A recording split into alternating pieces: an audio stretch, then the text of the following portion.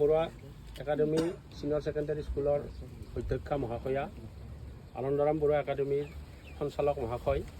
আনন্দৰাম বৰুৱা একাডেমিৰ উপাধ্যক্ষ মেধি ছাৰ, অন্য একজন উপাধ্যক্ষ মিণ্টু কলিতা, আনন্দৰাম বৰুৱা একাডেমি ডিগ্ৰী কলেজৰ উপাধ্যক্ষ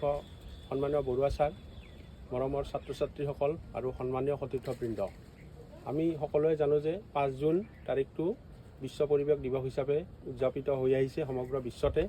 ইয়াৰ লগত সংগতি ৰাখি আনন্দৰাম বৰুৱা একাডেমি ডিগ্ৰী কলেজৰ উদ্যোগত NSS চেলৰ সহযোগত আমি এক বৃক্ষৰোপণ কাৰ্যসূচী ৰূপায়ণ কৰিবলৈ ওলাইছোঁ। এই কাৰ্যসূচী ৰূপায়ণ কৰাৰ প্ৰাক্ষণত আমি সম্বৰ্ধনা জনাবলৈ ওলাইছোঁ Anandaram Barooah academy senior secondary স্কুলৰ অধ্যক্ষা সন্মানীয়